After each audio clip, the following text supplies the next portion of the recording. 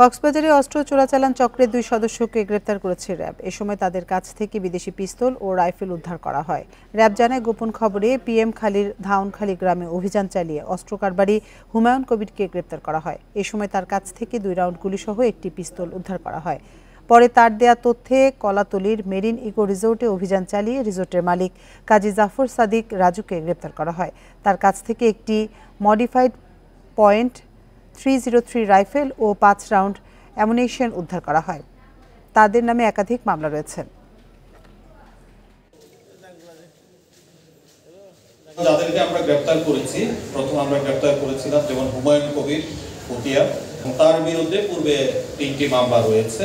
Main মূল হোতা কক্সবাজারের কাজী জাফর সাদেক রাজু, যিনি হচ্ছেন মেরিন ইকো রিসোর্টের মালিক।